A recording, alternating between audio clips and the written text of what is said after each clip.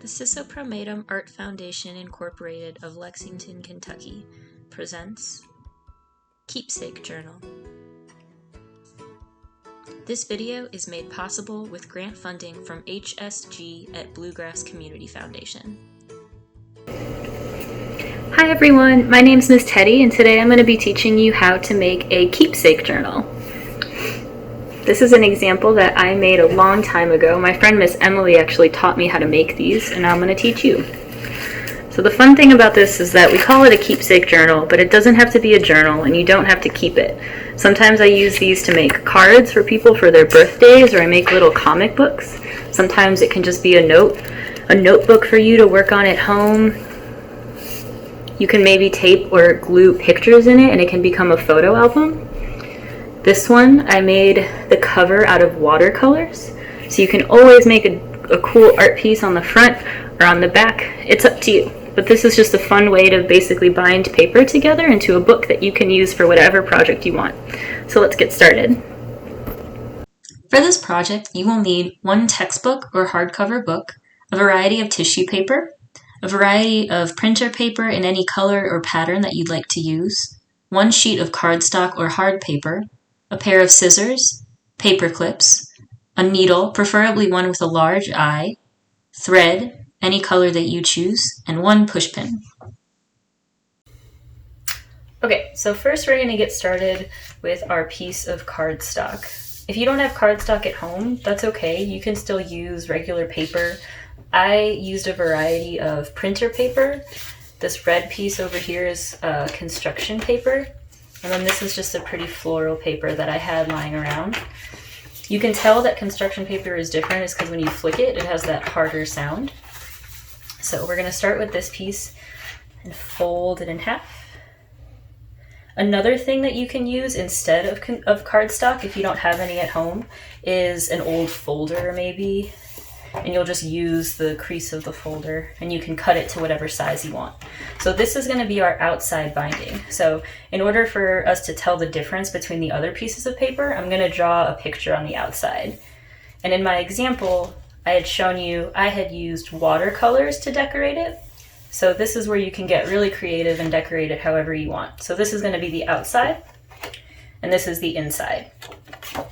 Next, and you can do this next step before or after what I just did, but now we're going to prepare our tissue paper. So you don't need to have tissue paper for this project, but it's a fun way to make it really delicate and beautiful.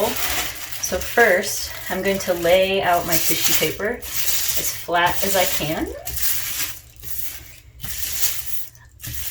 And I see there's these creases, so I'm going to try to find an edge in which the cardstock will fit so that there's not as many creases on the page when I open my book. So I'm going to line it up as close to the edge as I can. And I like it when it sticks out a little bit because I think it looks kind of fun, but you can get as close to the edge as you want. And see, I'm using this pencil to just draw a line around my book.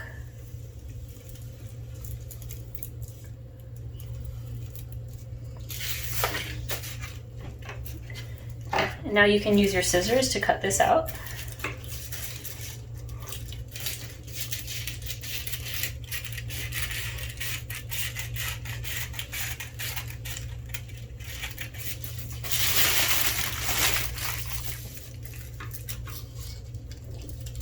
Tissue paper rips very easily, as you all probably know, so I'm trying to go slow.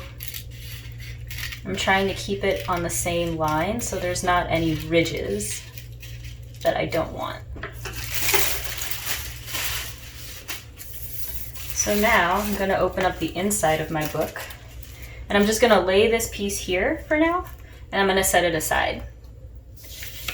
Now, this is a part where you can get as particular as you want. Like I said, I like when my edges kind of stick out from the binding a little bit. So I'm just going to fold all the pieces of paper that I want to go in my book now in half. And again, I'm just going to set it aside. I'm trying to center it. See? And then I'm just going to put some white paper in here.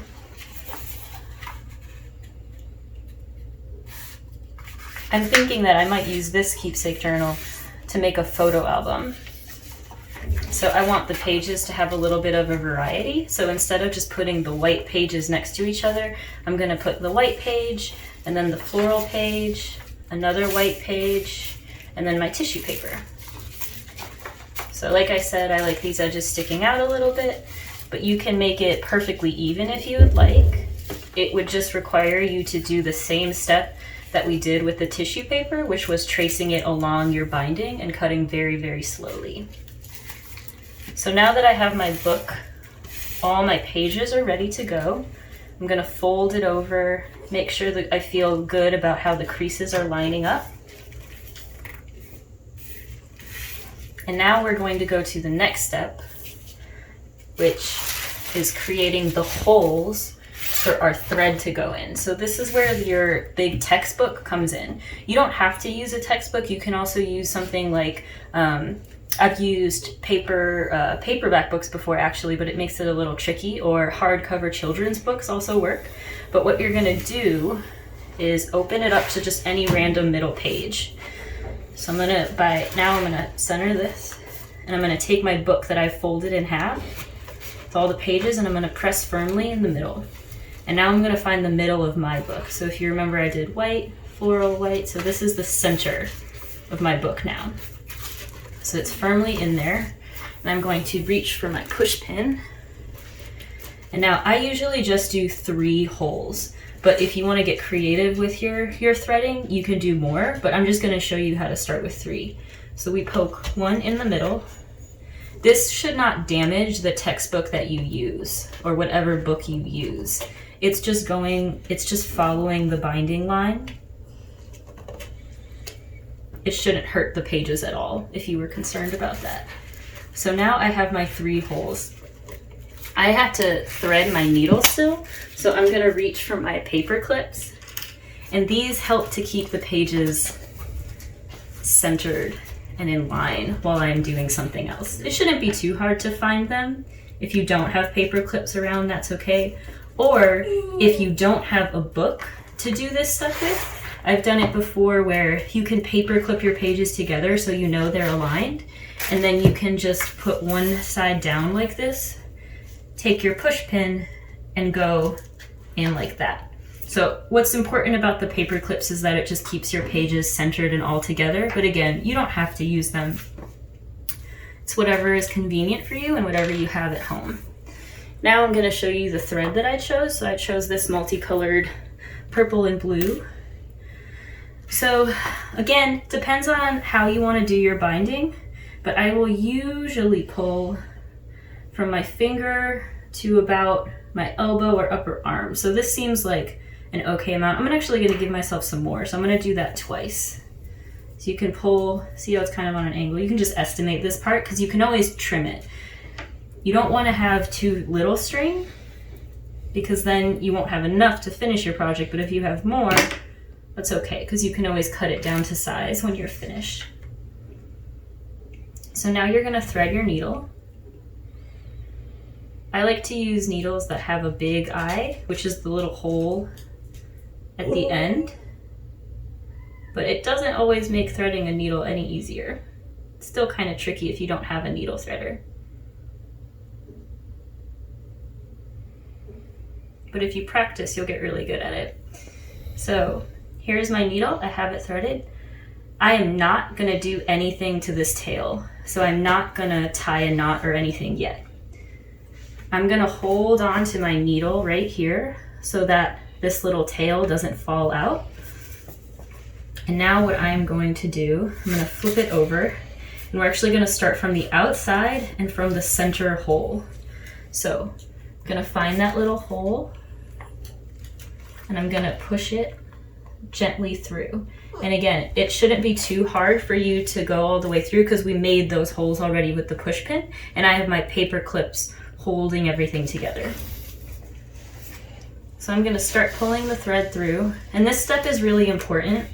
I am not gonna pull it all the way through, and in fact, I'm gonna leave a lot extra. And you'll see why when we get to the end. But We're gonna leave this big tail here. I'm gonna flip it back over. Now we're gonna go down here to this part. Same thing, it's not too hard to push the needle all the way through. I'm gonna pull it until, you see how this is getting tugged? I'm gonna pull it until right about there, so I still have this tail. You don't wanna pull too hard because then this will go all the way in and we don't want that. But you can always pull it back out if it gets a little too short. I'm gonna find the final and third hole here at the top. Push it through. So see, now we have this beautiful line that's finishing our binding on the outside. I'm gonna tug a little bit so I have some slack. And now we're gonna go back in to the middle hole. Now, something that I like to do, just because it makes it a little sturdier to me, is, oops, let me show you once I get this piece out. There we go. So I like to make sure that this middle binding is between these two threads that we have. And this is because now you can take your needle out and set it aside.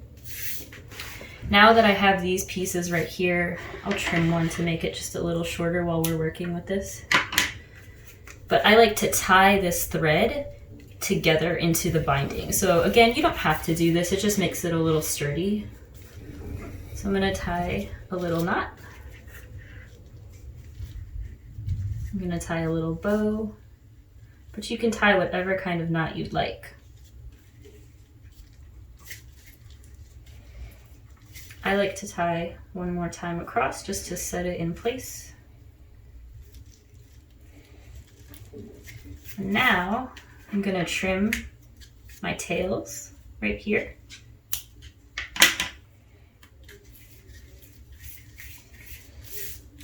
I'm gonna take away the paper clips. And your keepsake journal is finished. So one thing that you can do is you can get your textbook back that you used earlier, whatever book you used, and sometimes they're a little floppy, and that can be sometimes frustrating. So I like to also have them set inside a book, and you can put some weight on it, you can leave it for a few hours or a day, but this will help make sure that the pages all stay flat and are held together really well. So as you can see, the tissue paper is just a pretty little addition. You'll be able to see through it, whatever you write on the first page.